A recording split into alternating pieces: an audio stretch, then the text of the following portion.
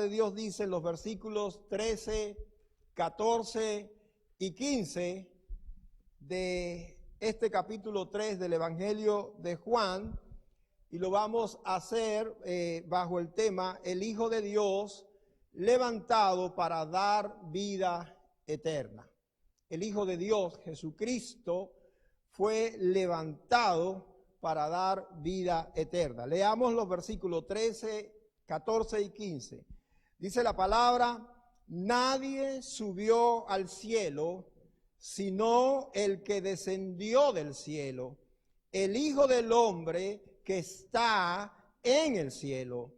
Y como Moisés levantó la serpiente en el desierto, así es necesario que el Hijo del Hombre sea levantado, para que todo aquel que en él cree no se pierda, mas tenga vida eterna. Amén.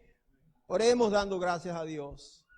Padre, queremos agradecerte una vez más, porque desde el inicio de este tiempo, antes inclusive de interpretar o cantar o alabar tu nombre con una de las canciones, elevamos oración a ti de gratitud. Y otra vez, con la presencia del pastor Noel, te dimos gracias por medio de la oración por tus beneficios a favor nuestro. Ahora otra vez, no nos cansamos, porque la vida entera no bastaría para que nosotros pudiéramos pagarte con gratitud todo lo que tú has hecho. Otra vez ante ti agradeciéndote por tu misericordia, agradeciéndote por tu bondad, agradeciéndote, Señor, por tu gracia, habiéndonos rescatado de nuestra vana manera de vivir, cuando estábamos totalmente perdidos y muertos en delitos y pecados, cuando nada podíamos hacer para agradarte, te plugo a ti, oh amado Dios, por tu gracia salvarnos. Y eso tenemos que agradecerlo.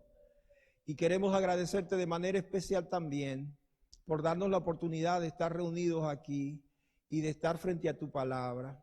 Pedimos, Señor, que tú nos hables, que tu Espíritu Santo prepare nuestro corazón a cada uno de nosotros, que toda nuestra mente esté enfocada y que nuestras motivaciones estén dirigidas a escuchar tu palabra. Como aquel siervo tuyo en la antigüedad, queremos decirte, Señor, háblanos, que nosotros escuchamos, pero háblanos a los oídos del corazón y motívanos a ser obedientes. Anímanos si es necesario, repréndenos, Señor, si también necesitamos reprensión. Exhórtanos, ayúdanos a entenderte. Oh Señor, intrúyenos con tu palabra. Te lo pedimos en el nombre de Cristo Jesús. Amén. Amén. El Hijo de Dios levantado para dar vida eterna. Hemos leído estos tres versículos, versículos 13, 14 y 15, y es necesario recordar que estos versículos están en el marco de una conversación que el Señor Jesucristo está sosteniendo con un hombre llamado Nicodemo, al cual la Biblia describe como un hombre principal, un hombre privilegiado, un hombre importante dentro del pueblo de Jerusalén, y este hombre también es calificado como un maestro de la religión de ese pueblo, del pueblo de los judíos. También debemos ver que en el contexto en que Jesús dice esta palabra, viene después de una pregunta, una cuestionante, que el propio Nicodemo, habiendo oído aquello del nuevo nacimiento que Jesús expresó en los versículos 3 y 5, Nicodemo queda como perplejo y como medio confundido, no confundido por lo que Jesús dijo, sino por lo que él sabía. A veces nuestro conocimiento previo nos crea a nosotros un prejuicio que disloca nuestra realidad cuando escuchamos la verdad. Los prejuicios que cargamos, que traemos desde nuestra juventud. Por ejemplo, hemos escuchado algunas cosas que desde pequeño la venimos escuchando, y cuando nos encontramos con la realidad, nosotros quedamos como obnubilados porque no podemos codificar esa verdad que se nos fue dicha con el prejuicio que traíamos. Y esto es lo que ha pasado con Nicodemo. Él está confundido. Entonces eso lo lleva a preguntar en el versículo 9, ¿cómo puede hacerse eso? ¿Le parece interesante que un maestro esté haciendo una pregunta tan sencilla? ¿Cómo puede hacerse eso? Recordemos que hace un par de semanas atrás, cuando estuve frente a ustedes hablando acerca del nuevo nacimiento, les dije que la doctrina del nuevo nacimiento no era una doctrina nueva, que Nicodemo debía saber, tener algún concepto o alguna información sobre esa doctrina, ya que estaba expresada en el Antiguo Testamento, específicamente en el libro del profeta Ezequiel, el capítulo 36.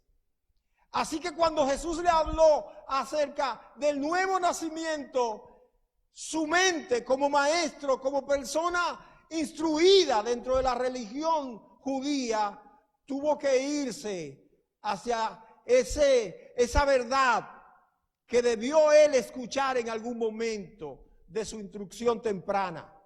Pero no lo entendió.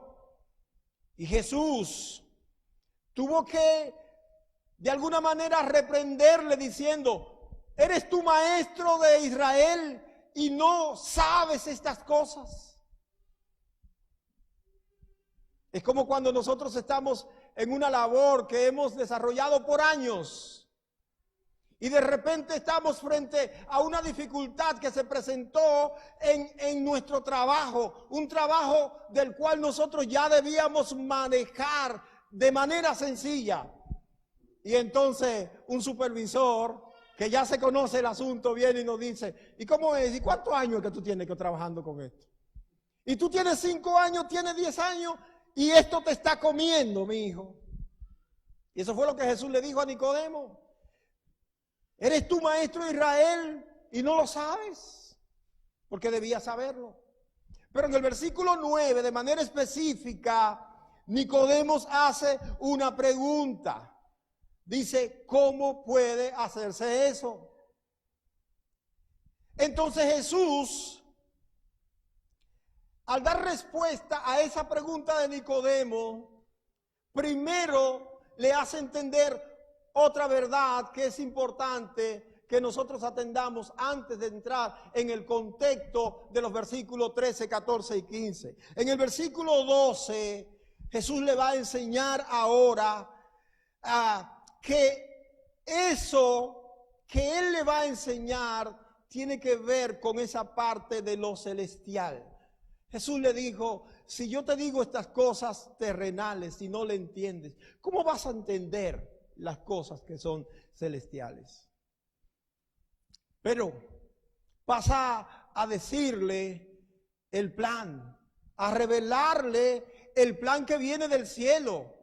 Ese plan que Dios desde la antigüedad había reservado para manifestar a este mundo, pero que no lo había manifestado.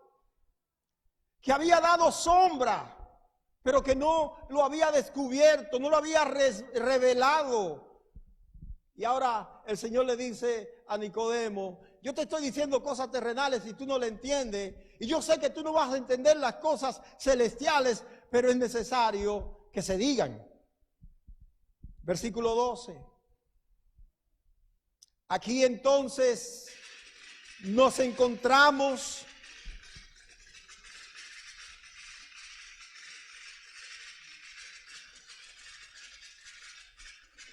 que no cunda el pánico o que no panda el cúnico.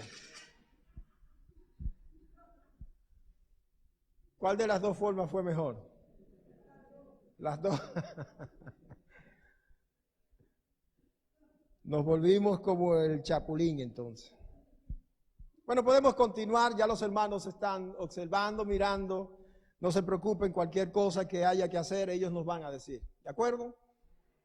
Bueno, entonces aquí nos encontramos con la revelación extraordinaria del plan y del propósito de Dios de encarnarse en Jesucristo, de venir a este mundo de pecado para ser sacrificado en la cruz y morir como hombre a fin de favorecernos, perdonándonos y salvándonos a los seres humanos que aceptamos y creemos en Él. Eso es lo que Jesús va a hacer con estos versículos, a revelar el plan de Dios. Ese plan de Dios que es tan importante para nosotros entenderlo.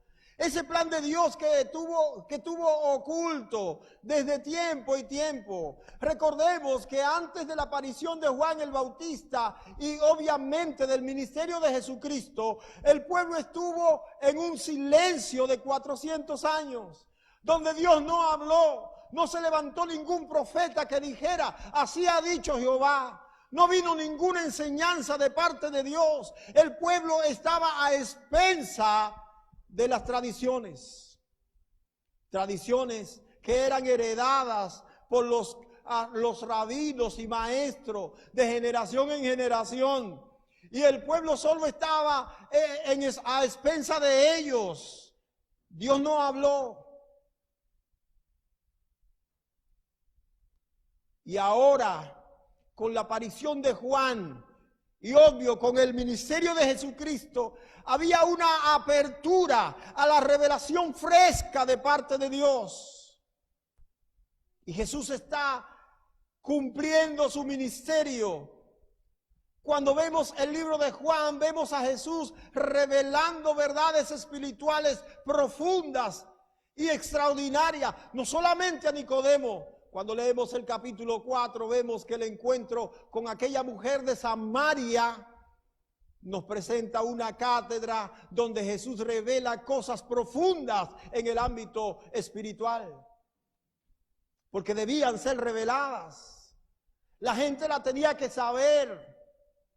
Dios ya había decidido mostrar su plan perfecto y extraordinario frente al ser humano, para que el ser humano entendiera cuán grande es nuestro Dios, como cantamos esta noche también, ¿recuerdan?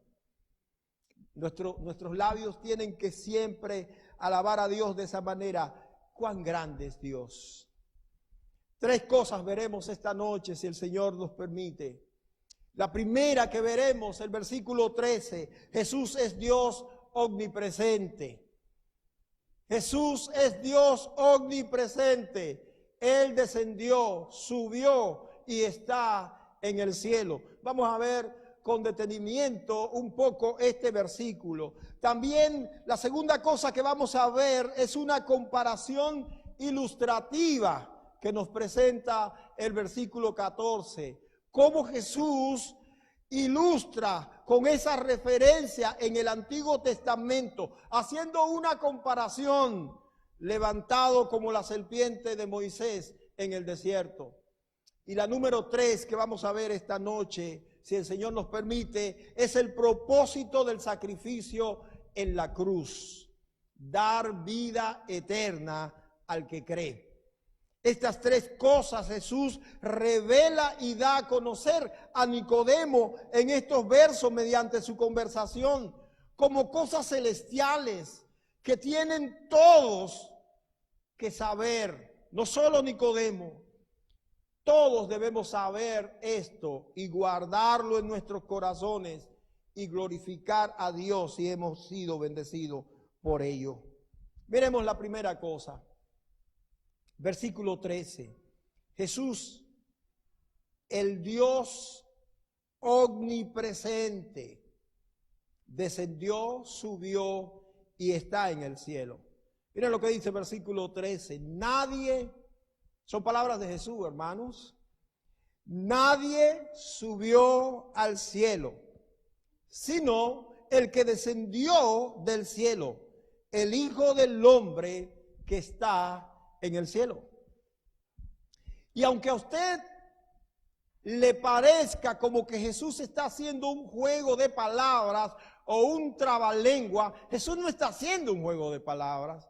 Jesús está comunicando una verdad frente a un maestro de la ley que debe comprender la verdad que Jesús está comunicando. Jesús está presentándose como el Dios omnipresente. ¿Y qué es la omnipresencia? La omnipresencia es uno de esos atributos extraordinarios que solo Dios posee. Y cuando Jesús, quien está hablando con Nicodemo, está presentándose como omnipresente, en otras palabras, Él está diciendo, yo soy Dios. ¿Cuántos creen que Jesús es Dios? Es cierto, Jesús es Dios. Y Él se está revelando frente a Nicodemo. Recordemos que en el versículo 2, la Biblia dice que Nicodemo le dijo a Jesús, como una forma de introducir su conversación, Maestro, sabemos que has venido de Dios. Porque nadie puede hacer las cosas que tú haces si Dios no está con él. Ahora, note que en respuesta a esa declaración de Nicodemo, que le está diciendo a Jesús que sí, nosotros sabemos que tú vienes de Dios y que las cosas que tú vienes, las cosas que tú haces, Dios te las permite hacer. Jesús le está diciendo, no, yo no vengo de Dios, yo soy Dios, dice Jesús. ¿Qué le parece a usted? La verdad no es que Jesús viene de Dios. Viene de Dios cualquiera que Dios ha enviado con una misión. Antes de que entendamos bien esta verdad, permítanme ir al Salmo 139. Allí en el Salmo 139, a partir del versículo 7 y hasta el versículo 10, les invito a ustedes a buscarlo, a moverse en la Escritura, en la Biblia, hasta allá en el Antiguo Testamento. El salmista, hablando sobre los atributos extraordinarios que Dios posee, esos atributos que son parte del Dios poderoso, miren lo hermoso que el salmista habla acerca de ese atributo de Dios, de la omnipresencia. Dice, ¿a dónde huiré de tu espíritu? Si usted quiere, si usted gusta, puede leer conmigo. Aunque yo tengo una manera de leer un poco extraña, pero usted puede leer conmigo. ¿A dónde me iré de tu espíritu? ¿Y a dónde huiré de tu presencia? Si subiere a los cielos, ¿qué dice el salmista? Allí estás tú. Bueno, sí, porque desde niño me han dicho que Dios está en el cielo. ¿O no nos han dicho eso? Así que el salmista no nos está diciendo nada nuevo. Dios está en el cielo, eso yo lo sé. Me lo dijo la monjita de mi colegio. Me lo dijo también el profesor que es un ateo. Me lo dijo mi mamá que no sabía nada de la Biblia. Me lo dijo un vecino que no tenía más de 8 años. Dios está en el cielo. Eso lo sabe todo el mundo. No es nada nuevo. Pero sigamos leyendo. Dice el versículo 8. Y si en el Seol hiciere mi estrado, ¿qué dice el salmista? He aquí, allí tú estás. Eso sí es nuevo. Sobre todo porque Seol puede traducirse de 2 maneras y ninguna de las 2 maneras me ha comunicado antes que Dios se encontraba allí. Seol puede comunicarse como el lugar de habitación de los muertos, pero también puede comunicarse como el mismo infierno. Y a mí nadie me dijo jamás que Dios habitaba allí también. Mi mente puede reaccionar y puede codificar y aceptar de que Dios está en el cielo, pero en el Seol. Sigamos. Versículo 9. Si tomare las alas del alba y habitar en el extremo del mar, ¿qué dice el salmista? Allí me guiará tu mano y me agarrará, que es la palabra asirá, y me agarrará tu diestra. Es decir, que también allí Dios está.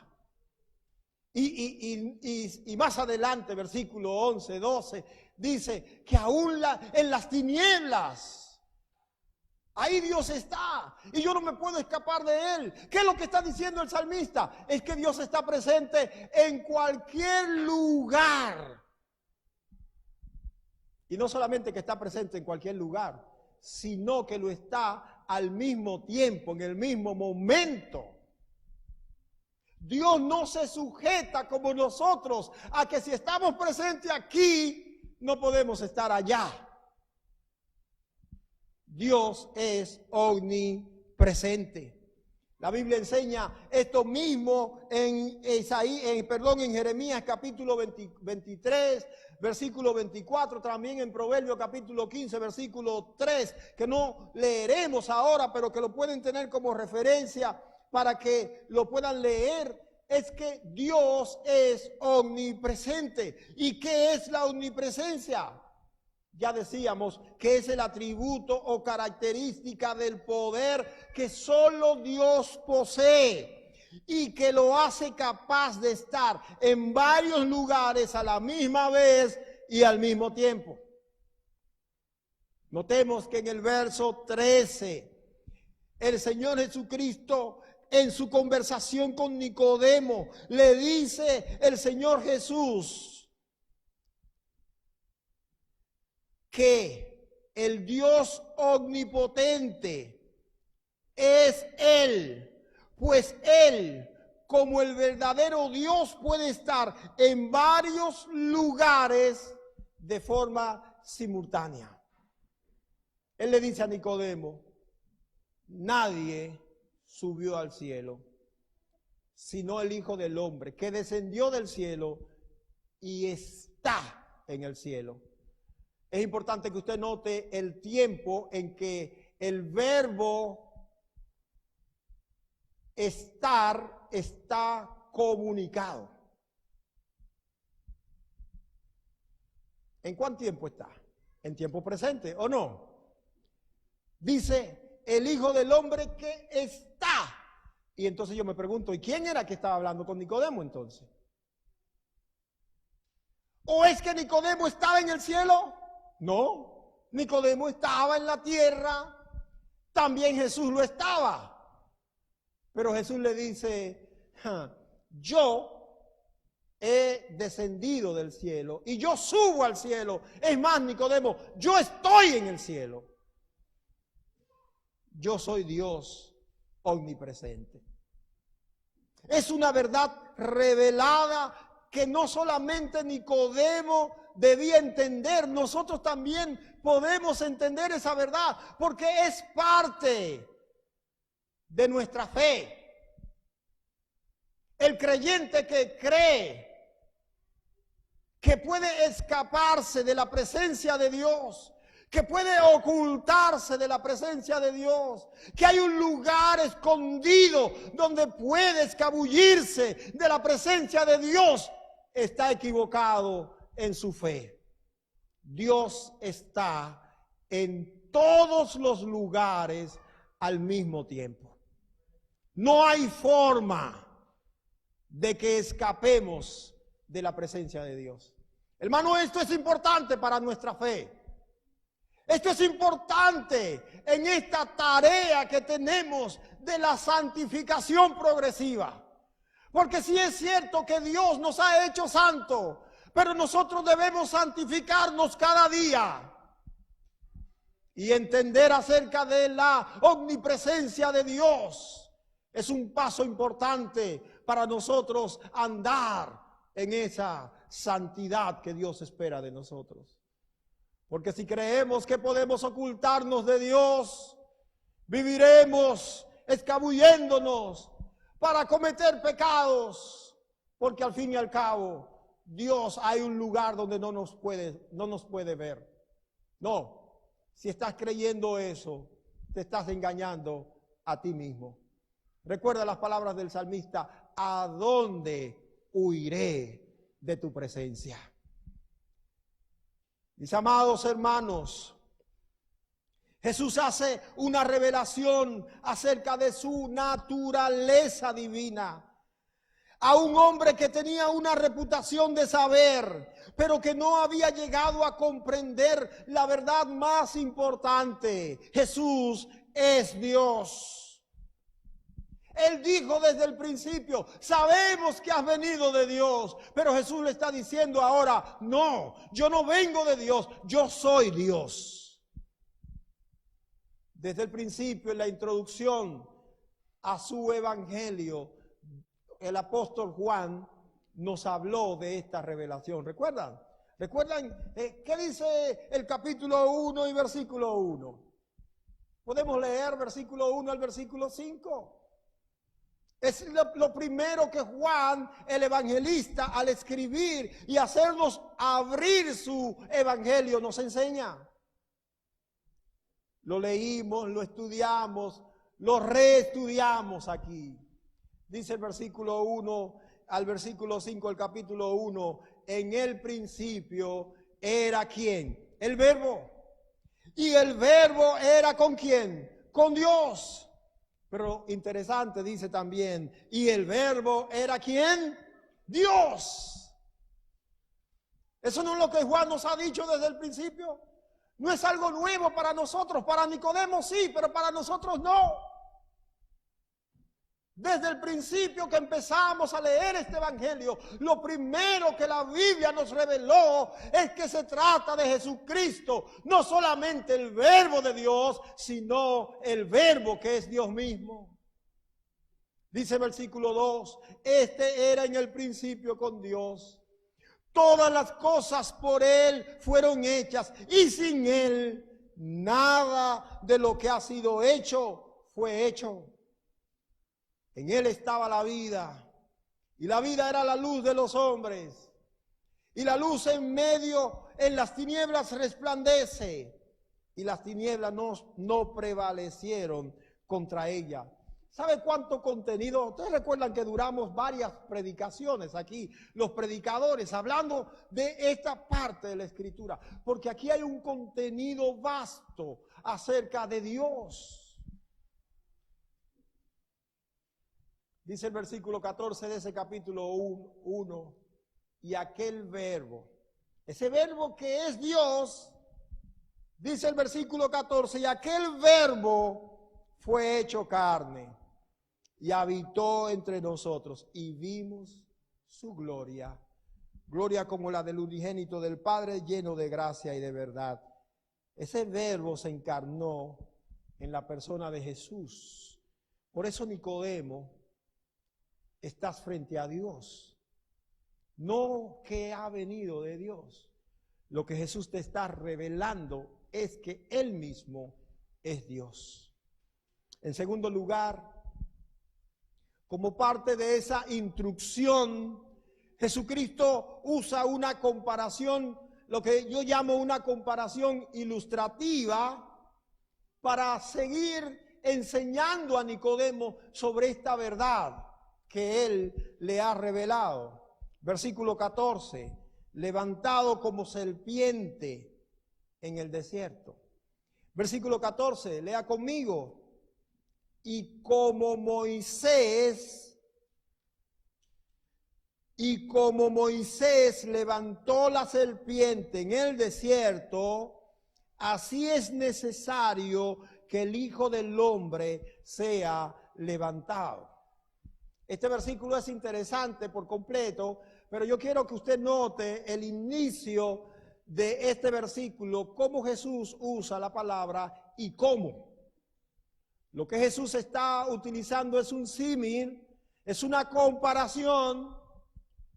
A continuación, Jesús va a utilizar la historia que se dio en el pueblo de Israel con un acontecimiento en Horma, para compararlo con lo que Él va a hacer o vino a hacer a este mundo.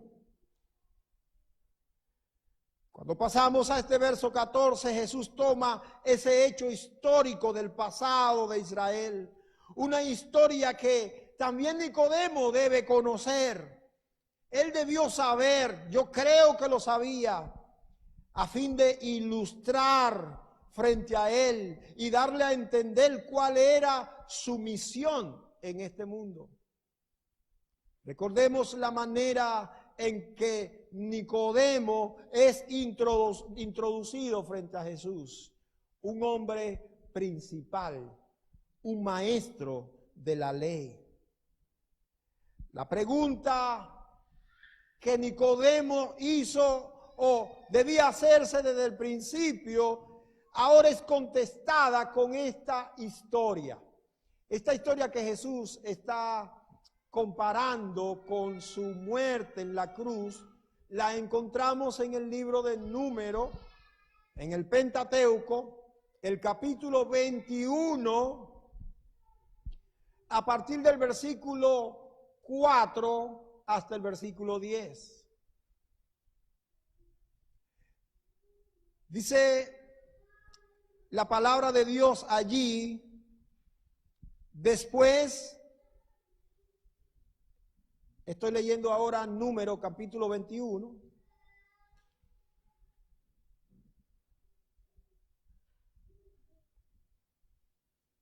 Ustedes saben cómo se están ubicados los libros en la Biblia, ¿verdad? El primero es Génesis, el segundo es Éxodo y el tercero, ¿cuál es? ¿El tercero? ¿Y el cuarto? Entonces está ahí el número 4. Pero ahora el capítulo 21. Versículo 4 dice: después partieron del monte de Hor, camino del mar Rojo, para rodear la tierra de Edom. Y se desanimó el pueblo por el camino. Y habló el pueblo contra Dios y contra Moisés: ¿por qué nos hiciste subir de Egipto para que muramos en este desierto?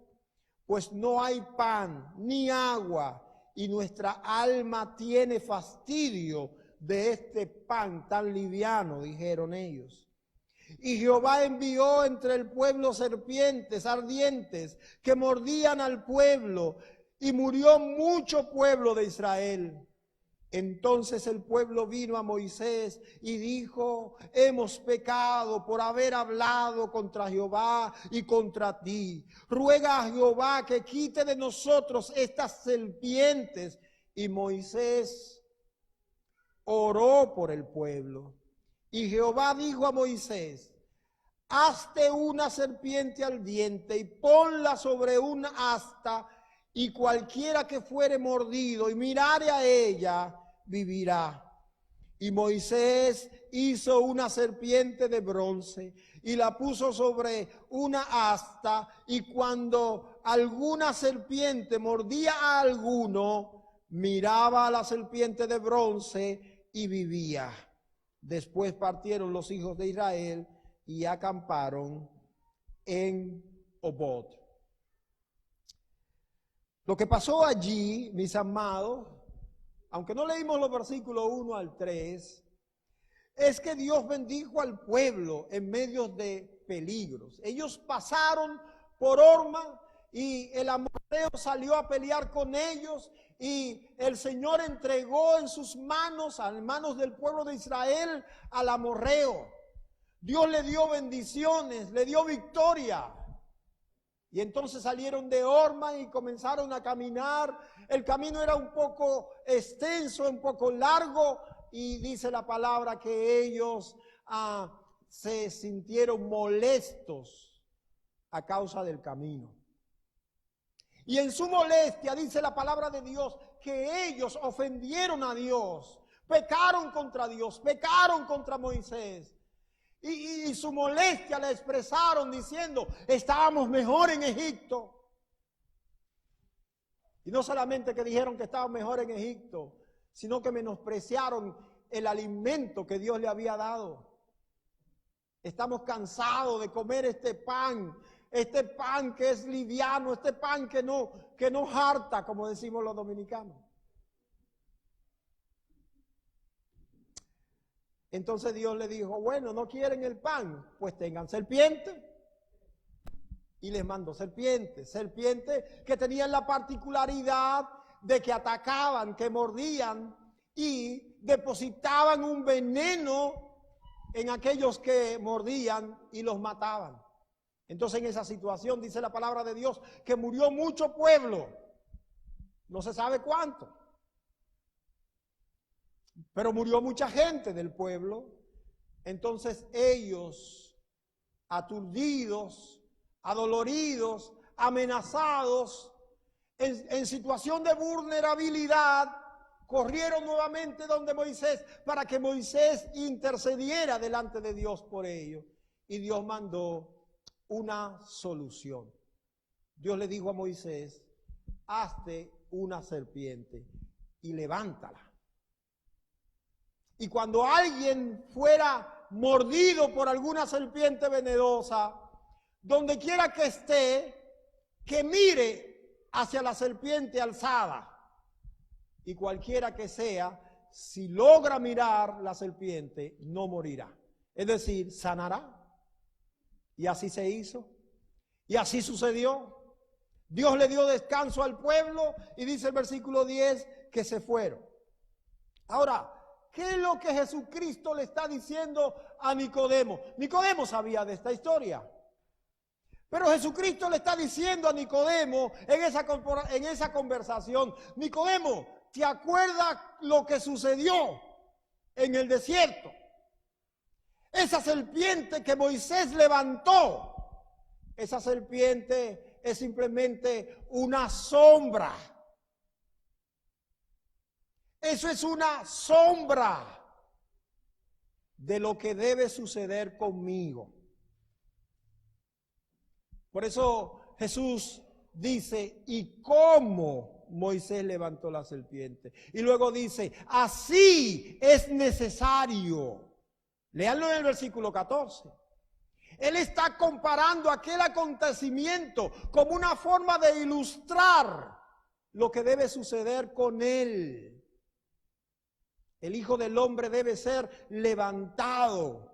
¿Para qué? Como aquella serpiente fue una provisión de Dios para dar una solución al pueblo que estaba asediado y condenado, perseguido por las serpientes venenosas, así es necesario que el Hijo de Dios sea levantado para que todo este mundo que está asediado y está siendo minado, perseguido por el pecado, para que así como al mirar la serpiente en el desierto, la gente pueda mirar con su fe al Hijo de Dios levantado, pueda salvarse, pueda no morir. Esa es la misión de Jesucristo en este mundo. El significado de aquella serpiente de bronce levantada por Moisés, en primer lugar, fue una solución de sanidad y de vida para un problema de pecado y de muerte que tenía el pueblo de Israel. Si usted lee bien esa historia, se da cuenta que fue el producto del pecado del pueblo que trajo la muerte por causa de serpiente. Las serpientes ardientes vinieron a morder y a matar porque el pueblo desobedeció a Dios. En segundo lugar, ¿qué significaba aquella serpiente? Era una solución provista por el mismo Dios. Es interesante que no fue Moisés que se inventó. Miren, señores, como hay una serpiente que está hiriendo, déjenme hacer una serpiente para que lo salve también. Note que el versículo 8 de número 21 dice que Dios le dijo a Moisés lo que debía hacer. Provisión de Dios. ¿Saben una cosa, mis amados hermanos? La Biblia nos enseña que cada vez que el ser humano ha tenido una bendición, es porque Dios ha provisto esa bendición. Yo no sé si usted ha leído con detenimiento el libro de Jueces, pero el libro de Jueces nos cuenta una realidad que es hermosa si nosotros podemos entenderla. Es como el círculo vicioso en que el ser humano está envuelto. El ser humano peca contra Dios y Dios lo castiga, manda juicio. Entonces el ser humano, cuando ve el juicio de Dios y su impotencia frente a ese juicio, clama de rodillas, implora a Dios por su favor. Y el Señor, que es misericordioso, dice la Biblia, que es grande en perdonar, Dios perdona. ¿Y cómo lo manifestaba Dios? Dios mandaba uno de sus escogidos, lo llamaban jueces, ¿verdad? Y mandaba para que librara al pueblo. Y el pueblo se contentaba cuando Dios lo libraba y celebraba, pero al poco tiempo, ¿qué sucedía? Otra vez el pueblo estaba pecando. Y otra vez Dios castigando. Y otra vez el pueblo implorando. Y otra vez Dios salvando, porque Dios no se cansa. Dios no se cansa de nosotros. Recuerdan a Jesucristo diciendo, Señor, ¿cuántas veces? Pedro preguntándole a Jesucristo, Señor, ¿cuántas veces yo tengo que perdonar a mi hermano? Hasta 7. Porque para nosotros hay límites cuando se trata de perdonar, pero cuando se trata de que nos perdonen a nosotros, ¿se acuerda usted cuántas veces usted le ha pedido perdón a Dios? ¿Cuántas? Ya hay algunos que ni se acuerdan.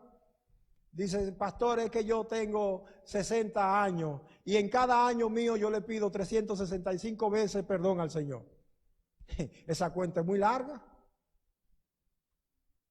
Sí, pero podemos estar seguros de una cosa, que cuando le pedimos perdón al Señor, Él es amplio en perdonarnos. Él nos perdona. Y ahí está eso, esa solución para el pueblo. En tercer lugar, esa serpiente significaba una solución especial y única que requería obediencia y fe. Dios le dijo de manera sencilla a Moisés, levántala, y el que sea herido, que mire y será sano. Si la gente comenzaba a decir, y tan fácil, y eso nada más que me muerdan y yo mire. Sí, esa fue la solución que Dios dio, pero es una solución de obediencia, es una solución de fe. Se necesitaba obedecer la voz de Dios para mirar, y se necesitaba la fe para creer que la mirada simple provocaría sanidad, porque Dios lo dijo. Así es la vida cristiana, es una vida de obediencia y de fe. Si nosotros como cristianos, seguidores de Jesús, no estamos dispuestos a obedecer lo que dice la palabra y a tener fe en lo que ella enseña, no hay problema, igual moriremos. La vida del seguidor de Cristo requiere obediencia y fe. Y esto es lo que representaba esa serpiente levantada en el desierto. Jesús le dice a Nicodemo en una clara referencia a su propia persona: como Moisés levantó esa serpiente de bronce en aquel lugar, de la misma manera es necesario que yo, el Hijo del Hombre, sea levantado, no en un asta como aquella, sino en un madero, en una cruz, así como fue. Ya nosotros tenemos el final de la historia. Nicodemo no lo tenía, tenía la primicia, pero nosotros tenemos el final de la historia. Si te preguntas a qué vino Jesús, Jesús vino para ser levantado y sacrificado como una provisión de Dios para solucionar el problema más grande que tiene el ser humano en su vida, el pecado. La única provisión capaz de perdonar el pecado que pende en la vida del ser humano es mirar a Jesús con fe, creer en Él. Entonces dice la palabra de Dios: mirad a mí todos los términos de la tierra y sed salvo. Así dice la palabra de Dios. Eso hay que creerlo. Hay que apropiarse de eso, hay que vivirlo. En tercer lugar, el versículo 15 habla del propósito. La misión de Jesús al ser levantado tiene como resultado un propósito, y eso es lo que nos plantea, nos da el versículo 15. Dice la palabra de Dios, ese para es importante, mis amados. Eso es lo que implica propósito u objetivo. Eso conecta el versículo 15 con el versículo 14. Jesús vino para ser levantado. ¿Cuál es el propósito de ser levantado? Para que todo aquel que en Él cree no se pierda, mas tenga vida eterna. ¿Saben que este mundo está compuesto por gente que está perdida? ¿No lo sabía usted? Jesucristo, hablando acerca de la salvación, dice que el que rehúsa creer en el Hijo ya ha sido condenado. Este mundo entero está condenado. Ahora, ¿qué es lo que hace la gracia de Dios? La gracia de Dios viene para regalarle a gente condenada al infierno y a la perdición la oportunidad, la opción de ser salvado. Eso es lo que hace la gracia de Dios. Usted que estaba y yo que estábamos en ese grupo de condenados. Bueno, así lo dice la Biblia en Efesios capítulo 2. Cuando Jesús nos llegó a salvarnos, cuando estábamos muertos, cuando estábamos separados de Dios, cuando estábamos espiritualmente lejos de Dios, Jesús llegó y nos dio vida cuando estábamos muertos. Así que el propósito del sacrificio de Jesucristo en la cruz fue darnos vida eterna por medio de la fe.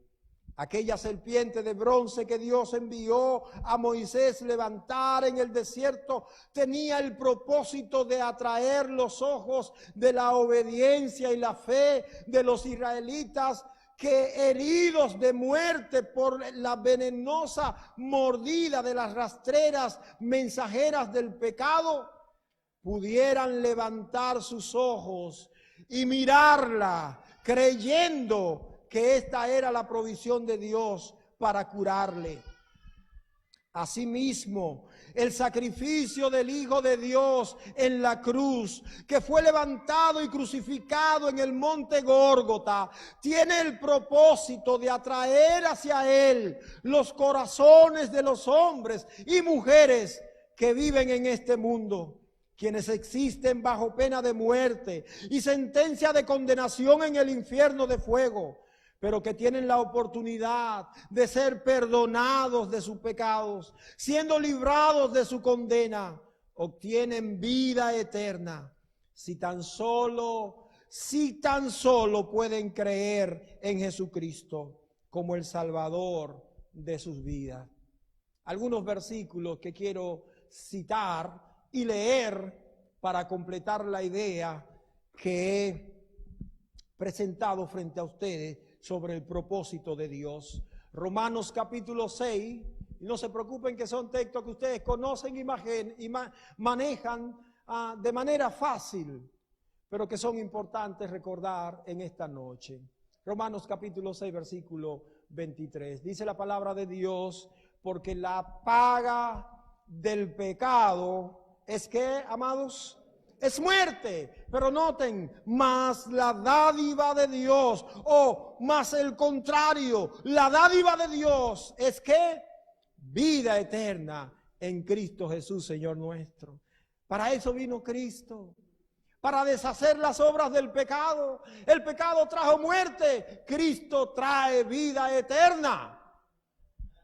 Juan capítulo 5 y versículo 24. De cierto os digo, el que oye mi palabra, dice el Señor Jesucristo, y cree al que me envió, ¿qué tiene? Dice, mis amados, vida eterna, y no vendrá a condenación, mas ha pasado de muerte a vida. ¿Cuántos glorifican al Señor esta noche?